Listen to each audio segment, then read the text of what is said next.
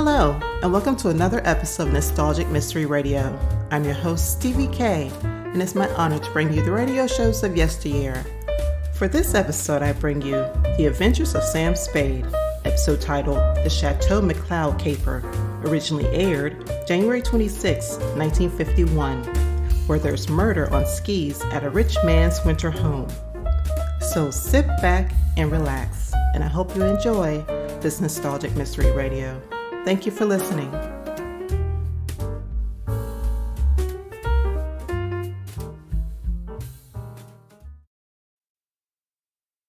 The National Broadcasting Company presents The Adventures of Sam Spade, Detective.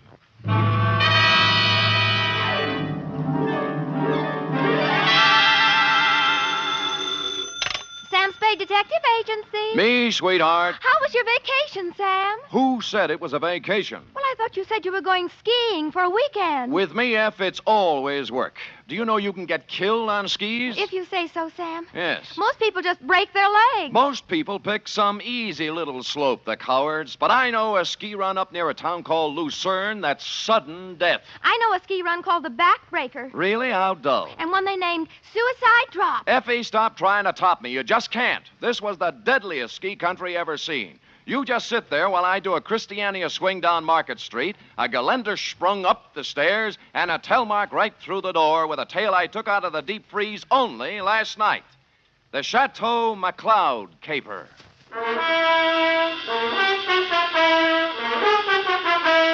For NBC, William Spear, radio's outstanding producer-director of mystery and crime drama, brings you the greatest private detective of them all in The Adventures of Sam Spade.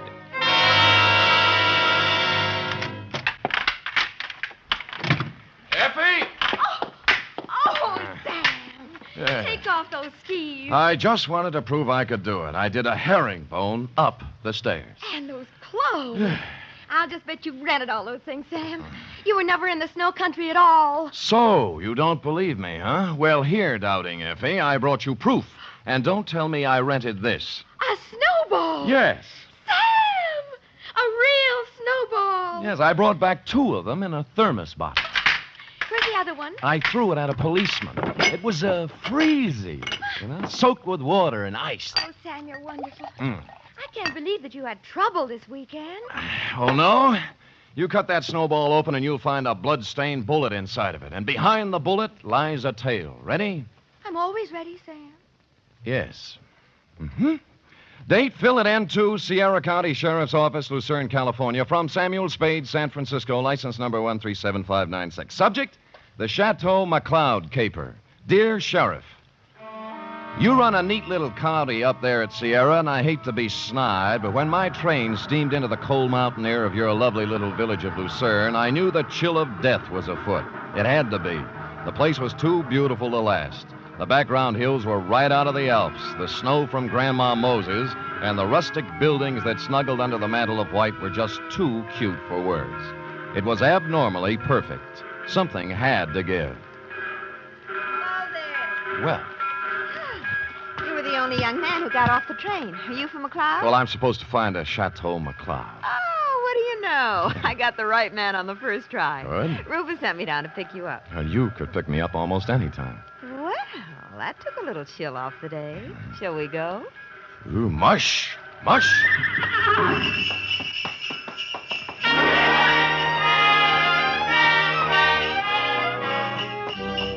We glided out of the station, runners squeaking on snow, the soft pad of hooves, and the jangle of merry bells. We had a bearskin lap robe. It was a short bear, so we had to move close. Her cheeks were apple red, and her silk brown hair flowed in the spanking breeze. Oh, it was a scene that will forever be etched in my memory. Rufus tells me you're an advertising genius. Well, I have placed a few ads in my day, mostly help wanted. Aha, don't kid me. He says you're going to put the McCloud canneries right on top with a new campaign. On top. You know, you're supposed to have a big name. Just 8 letters, Sam Spade. Oh? Well, I'm Rita Parker. I'm supposed to be Rufy's girlfriend. Of course, I think it's only to make his wife mad. But it's fun up here. Yeah, so this is my first trip. Oh, well, then you're in for a treat. That is, if abnormal psychology appeals to you. What does that mean? The McCloud guest register is always full of dynamite. Oh. For example, this Yes? weekend reads thusly. Rufus McCloud with half of the money in the world trying to get the other half. Good. His wife, who has an interlocutory decree. Mrs. Interlocutor. Yeah, Cora. Yes. Her boyfriend, Paul Endicott, gigolo type. Charlie Allison, co-worker and friend to Rufus. He's a food technician or something dull. Dull. And then there's Tozier Svenborg, ski instructor, who comes down like a wolf on the fold. Fold and and wolf. people like that. Yes, well, I'll never remember all the names. I'm in the ad game, you know. It's initials to me. I call people, RL, GS, NTG, and, you know. Well, the names don't mean a thing. Just remember this. Every 30 seconds, duck. I beg your pardon?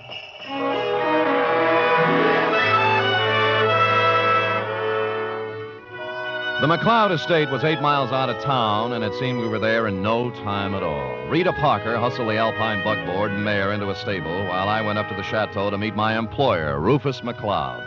It was more of a Swiss chalet, you know, where the second floor is larger than the first. And I guarantee that no one in Switzerland could have afforded this chalet, even with the second floor the same size as the first. I walked in and found Rufus, big and red-faced, standing in front of a fireplace that could easily have roasted a brace of oxen, rump to rump. Of course, you're Sam Spade. I am, Mr. McCloud. Well, you came at an opportune time. There's no one around to overhear our conversation. I suppose you wonder why I hired a detective for a place like this. Well, not especially. I go where the people go, and the money. You'll be paid well for your time and trouble. I must be quick. In essence, this is my situation. Yes. Earlier this week, I received an anonymous letter saying that if I invited the guest list I'd planned for this weekend, there might be serious trouble. Here's the letter. Keep it to yourself. It's a Los Angeles postmark. I see. Well, we might start by tracing down this typewriter through an L.A. detective agency. Every one of my charming guests is from Los Angeles. One of them wrote it, if you ask me. Very likely. I want to know who wrote it, if I can, but more than that, I wonder what serious trouble the writer is referring to. The girl you sent to pick me up said you had a very volatile group of people assembled. Yeah, perhaps they're high-strung individuals, but they're civilized.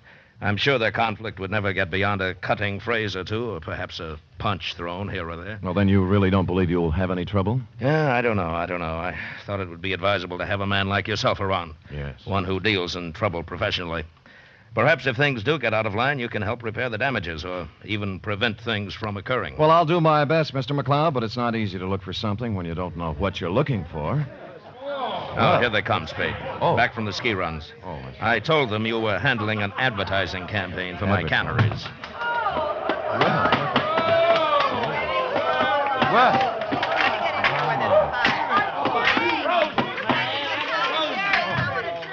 Well.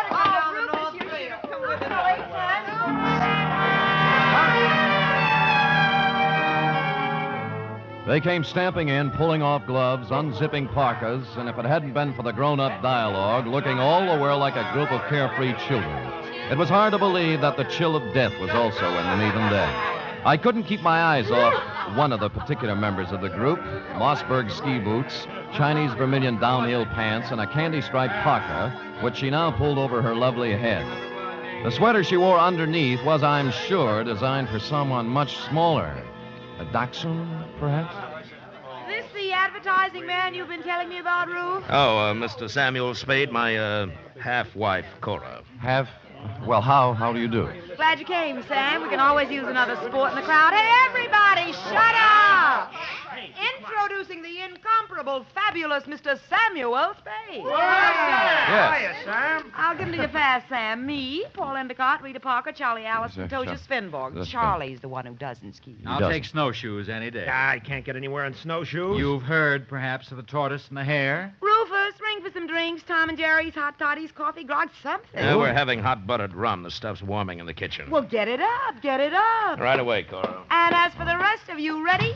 A one, a what? two, a three. What? Oh, Phil, yeah. Old Main, shout till the rafters ring. Stand and drink a toast once again. Let every loyal Maine man sing. Oh, bo-de-do-de-do. Ring to all the happy. They took up the song with a gusto, lifting imaginary drinks into the air, and it was all very jolly. For a party that was supposed to be fraught with danger, this one certainly started out in just the opposite direction. The drinks came, and things got even merrier. Lunch was served, and afterwards I slipped into some outdoor gear and strapped on some skis. Everybody scattered different directions. Rufus McCloud and I skied to a place 3 miles away called the Halfway Cabin. Between the chateau and the cabin was a small lake called Royal Lake, completely frozen over. Rufus stood in front of the cabin, firing a .30-30 at a target set up down in the woods to the east. What do you see through the glasses, Spade? 2 bullseyes and nothing outside of the 8-ring. That's great offhand shooting at this range and standing on skis. Well, I can do much better than that. Watch this. See that silver tip on that big Norwegian fur over there? Yeah? I'll cut it off. Hey, look out! What? What? Well, he came swooping out of nowhere, Spade. I swear he did. Well, I think you hit him. Who is it? It's Paul Endicott. No, he's up. Good. There's Cora with him. Well, you told me nobody was supposed to be skiing in that area. Yeah, they're not. Well, here he comes, and he looks plenty mad. What do I care about him? He's just after Cora for the money I give her, that's all. You're going to kill me, you stupid fool. You weren't supposed to be skiing there, Endicott, and it was an accident. Oh, yeah? Well, that was no accident. All right. You keep Knock off out the of this. punches. You keep out, or I'll throw one at you. Oh, that I'd love. Paul, now stop it. And the rest of you, quit acting like children. Your boyfriend threw a sucker punch at me, Cora, and even if he is my guest, there's a limit to hospitality. I don't call one punch an even trade for a 30-30 bullet. You weren't hit, so don't start crying. Rufus, I've the feeling you wouldn't mind if he were hit. You wouldn't mind at all. Paul, I've just decided I don't like you without a mustache.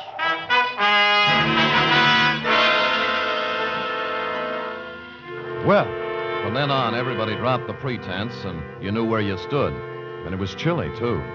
Later in the day, we were all back at the chateau again, and Paul Endicott wove his delicate variation on his main theme. I'll knock your block off. I tell you, Mr. Endicott, you have some delusions. I have no delusions, Tozier. I've seen the way you look at Cora, the way you two are always trying to lose me on the trails. Some people ski faster than others. Yeah, well, let me tell you something. The next time you try to wolf this girl, it's going to be your last. I'm nobody's wolf. I'm a ski instructor. That is what I was hired for. Well, stick to what you were hired for and knock off the extracurricular activities. I don't have to take this kind of talk from you. Anything you'd like to do about it? As a matter of fact, there is. Fellas. Get it. Boys. Men. Wait a minute. Stop it. Fellas. Stop it. Yes. I'll never speak to either Fellas. one of you again. Sam. Yes, you want me to stop them, Mrs. McCloud? No, I want you to take me out of here. Oh, all right. Well, Let's put on our skis and get out of here. okay, here, I'll help you. Oh, thank you. You're such a gentleman. Well, even so, I'll take a minute. Ready? Yes. There we are. Now, where are we heading, Mrs. McCloud? Oh, I thought we might go out to the boathouse. It's on the southern tip of Royal Lake. It's only a mile and a half. Nothing. And my name is Cora. I'm not really Mrs. McCloud anymore. Well, it's kind of rough on you, isn't it, bringing your new boyfriend around all of your ex-husband's friends? Well, I like it up here. Rufus likes to have me. And they're not all against Paul. At least they weren't. But he's on the defensive so much, he's going to make enemies of all of them. Yes, he's off to a rousing start, I'd say. You know something, Sam? I don't care about Paul Endicott, really. Or Rufus McCloud, or Tozier Svinborg, or anybody. I just care about Cora McCloud. Well, now, that's a good, honest answer. You know, most people wouldn't be that frank. But, Sam, Yeah? I haven't known you long. Well, I like your style. Style? I could care about you.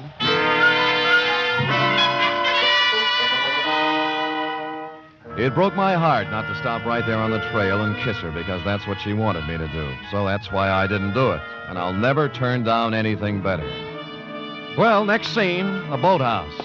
And when we got there, it was not at all the way I thought. A food technician and close friend of Rufus McCloud was there, working on something that baffled me at first. It's an ice boat, Mr. Spade. That's what it is. Belongs to Rufus. Yeah, I don't think I've ever seen one up close before. I'd take you for a ride, but this one needs a lot of work before anybody could use it. I'm just puttering. What prompted you to come out here, Cora? Because Paul and Tozier Svinborg got in a fight over me, and I got tired of the whole thing. Sam and I went out for some air. Oh. Well, glad you did. I was getting a bit lonesome. You see, Sam, they always leave me in a cloud of snow on their skis, and I just plod along on snowshoes all by myself. Well, maybe we can go walking together sometime. I used to be able to shake a pretty good snowshoe. It's a deal. Tomorrow morning, I'll show you the place. Sam, I think I'll stick around here and help Charlie with the ice boat. Oh. Unless you're crazy about ice boats, why don't you go back to the chateau? We'll be there in time for dinner. Well, I don't need any engraved exvitation. I hope you catch a common cold. The trouble with that girl was that she only wanted one man at a time around her. Back at the chateau, there was no one but the cook, the Marjorie Main part. Too tall. As supper time approached, Rufus came in, then Rita, then Cora, then Allison, and finally Tozier, in that order. And the order is important, because you see, nowhere in the list is the name of Paul Endicott. He didn't come in for supper, nor for the next 3 hours. It was dark by then, and Rufus McCloud was worried about Endicott. So we fanned out in a searching party. I was alone when I found him. He was lying in the snow, 300 yards west of the halfway cabin. There was a .30-30 slug in him. Period. End of Paul Endicott.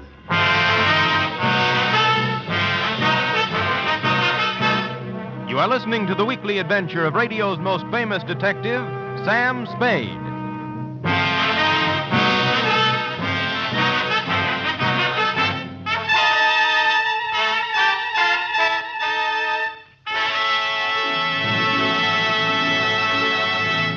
This Sunday, Cary Grant and Betsy Drake star in the second of the new Mr. and Mrs. Blanding series over most of these NBC stations.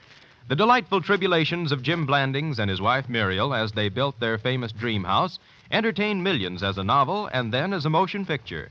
And now you can follow the further adventures of Mr. and Mrs. Blandings every Sunday on NBC. And Sunday also means your weekly visit with the hilarious Harrises on the Phil Harris Alice Faye Show.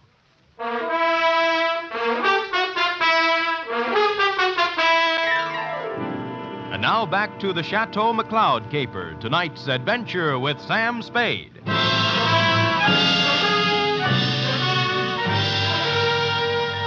There were no ski marks near the body of Paul Endicott, just his own. Somebody had drawn a bead on him in the dusk from some distance. I started to look for the rest of the searching party and then changed my mind. If the body of Endicott wasn't found, the murderer might wonder what happened to it, get worried, and make a mistake. So I picked him up, carried him to a small cave I found, covered the entrance with snow, brushed over the ski marks, and went back to the chateau. One by one, they all showed up, discouraged. Oh, we can't give up. We have to keep looking. I know how you feel, Cora, darling. It's too dark. We'll try tomorrow. Oh, don't worry about him. Paul can take care of himself. How can he take care of himself, Miss Parker, if he got lost? Who said he got lost? I am assuming. I think we're all assuming too much. I'm sure that it's nothing to worry about. If I know Paul, he'll show up tomorrow with some tall tale to tell. What do you think, Mr. Spade? What does an advertising executive know? Cora, your manners. A sponsor might be listening. Oh. Well, I'm sorry, Sam. I'm upset. Okay. Frankly, I don't know what to think. But if I were a detective, I'd hazard a guess that Paul met with foul play. Oh, nonsense, Spade, nonsense. Come on, everybody, let's have a drink, have some fun.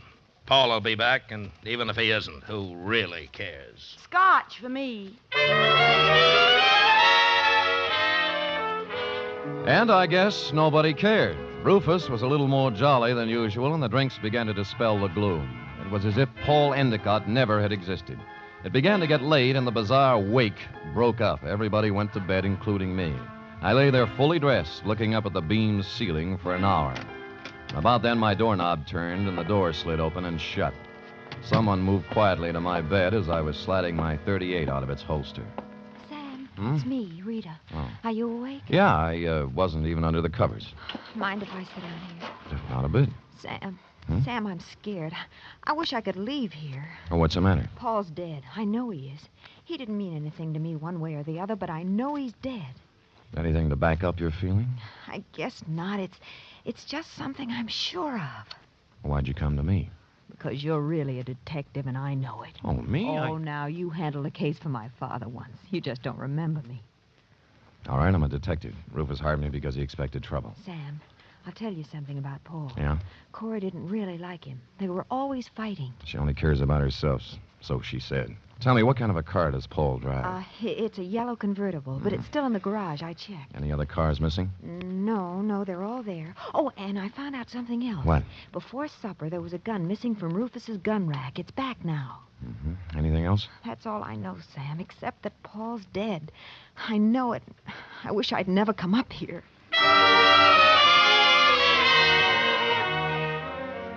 After she left, I dressed for outdoors and climbed through the bedroom window. It was still and quiet, and it was a quarter moon when I skied away from the chateau.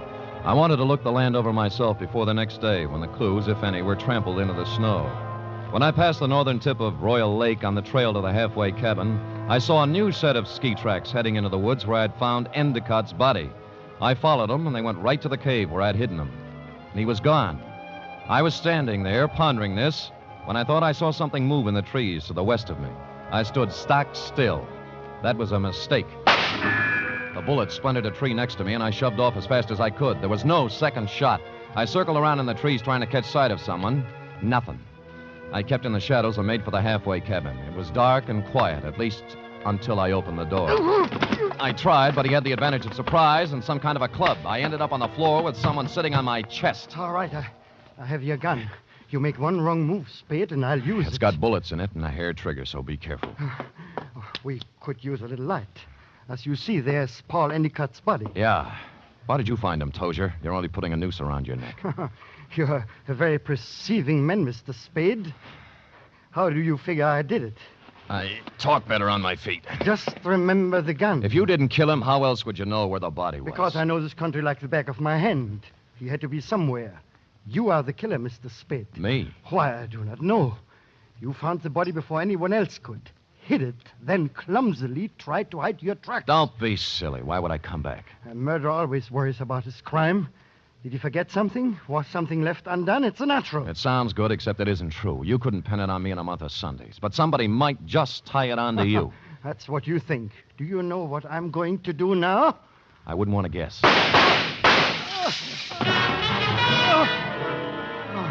The shots came pouring in through the window, and Tozier Svenborg went down. I saw the flash of a face outside and was gone. I kicked at the lamp, threw the place into darkness, and lay on the floor. Then I crawled over to Svenborg and took my gun back. Well, that was a surprise. It hurt quite a bit. Where'd you get it? Oh, somewhere in the back. Let me see. Yeah, it's at the shoulder level. But he won't die anyway. I'm afraid I misjudged you, Mr. Spade. Go after him. Go after him and catch whoever it was. I can't leave you here. I'll take care of myself. Just leave me your gun for protection. No, I'll stay. Go, please, while there's time. Or are you afraid? I was, but I gave him my gun and left. Outside, there were many ski tracks, but a fresh set led left from the halfway cabin down.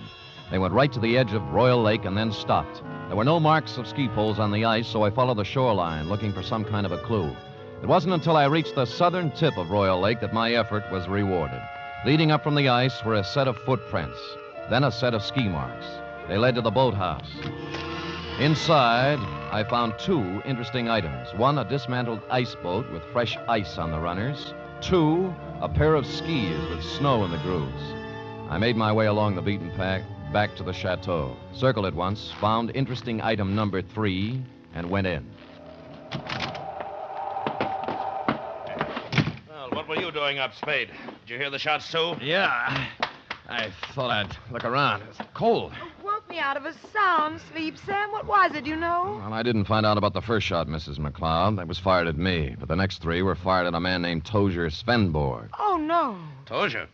How did it happen, Spade? What's it all about? He found Endicott's body in the woods. Dead? Very. I told you, Sam. I told you. Told him what? What do you know about it? Nothing. I just had the feeling, that's all. You know something. Now tell us or I'll slap the rents right out of your head. I don't know anything at all. I just had a feeling. Who shot Tozier, Spade, and why? I don't know. I was standing with him in the halfway cabin. Somebody shot through the window. Didn't you see them? Don't you know who it was? I was too busy ducking to look. Just answer me one thing. Have any of you been out? Of course not. No. I haven't, and Mr. Allison's in bed. Of course, they all lied. McCloud's shirt was stained with sweat. He'd been moving fast somewhere. The ski pants sticking out from under Cora's robe were wet, and Rita Parker was now dressed when she wasn't before. I was trying to figure out something to say when Charlie Allison came out from his bedroom, rubbing sleep out of his eyes and pulling a robe on. What's going on here? What's all the excitement about? They found Paul, dead. And somebody shot Tozier. No. Where is Tozier? In the halfway cabin. Well, let's get him to a doctor. I'll call one from town. Why don't you go up and get Tozier? I'll have a car ready, and we'll take him right into the Lurene hospital. Wait a minute. What about the murderer? Who did the shooting? Nobody's getting out of my sight. It had to be one of us. Why, Cora? Well, it wasn't just anybody. We're the only ones left walking. Why don't you ask Sam? He's the detective. Detective? Yes, I hired him because somebody sent me an anonymous letter saying there'd be trouble. You knew there was going to be trouble, Rufus. Somebody else knew. Then why did you let people come up here? Yeah, what's the big idea? Why did you do... Wait a minute. Spade, what did you find out? Well, if you'll all wait here a minute, I'll tell you. When I circled the chateau before I came in, I'd seen footprints leading to a window, not mine. That meant somebody else used the back way in and out, too. I wanted to find out whose window it was, and of course, while I was looking, I remember the apparently dismantled ice boat and the fact that a set of skis were in the boathouse. It took me about a minute to find the right room, but somebody knew it. All right, Spade, stand where you are. Allison, you might be a great food technician, but you're a lousy killer. Yeah, well, at least he didn't get her. And neither will you.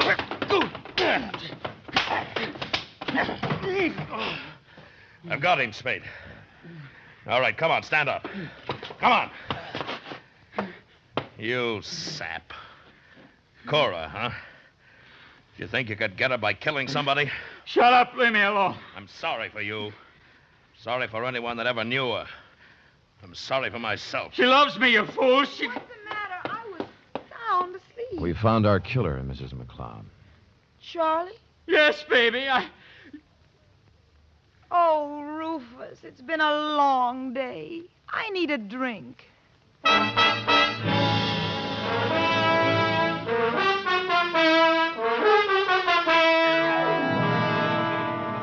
And that goes to show you how cold it can get in the snow country. F. Period. End of report. Sam, why would a man do anything like that? When he knew he couldn't get away with it? Because he was stupid, Effie. People must have told him 1,000,000 times. If they told him once, crime just doesn't pay. No. Yes. Now, go type that up, will you? Go on, scamper, scamper. Woof.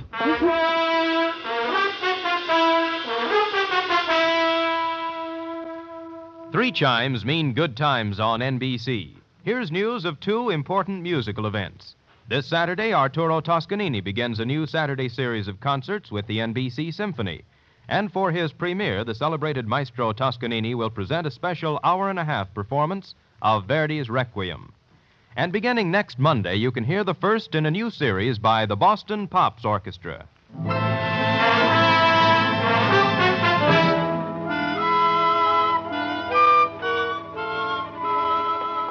it is, Sam. All typed up. All but the P.S. Page, that is.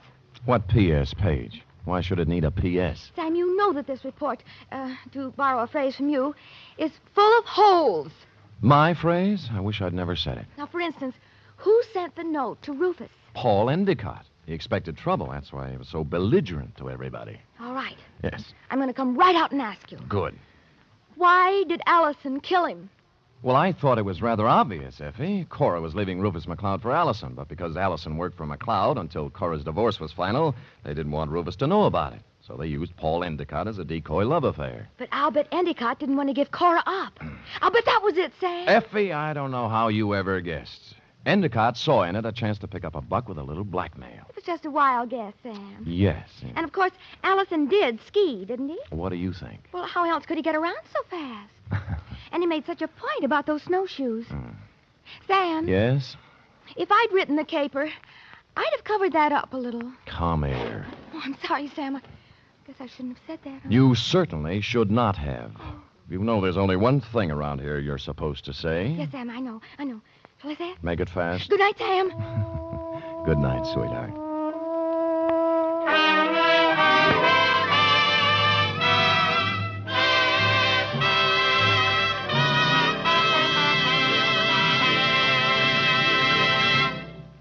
The Adventures of Sam Spade are produced, edited, and directed by William Spear. Sam Spade was played by Stephen Dunne. Lurene Tuttle is Effie. Script for tonight's adventure by John Michael Hayes. Musical scoring by Lud Gluskin, conducted by Robert Armbruster.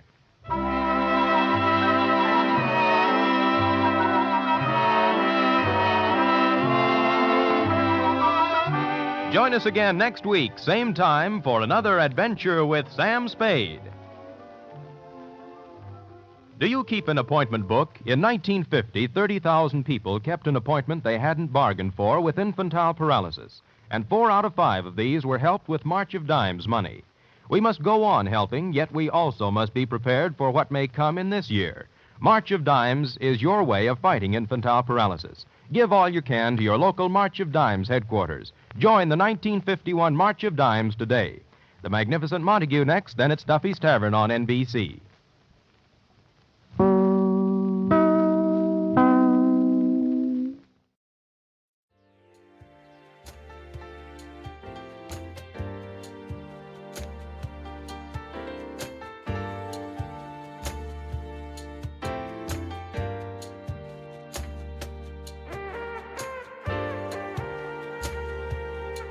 This has been a Nostalgic Mystery Radio presentation. I hope you enjoyed this episode. Please feel free to like and rate this podcast on your favorite app. Also, there's a Nostalgic Mystery Radio YouTube page for your perusal to subscribe to. You can contact me by emailing me at nostalgicmysteryradio@gmail.com. I hope you have a blessed day or evening. And again, thank you for listening.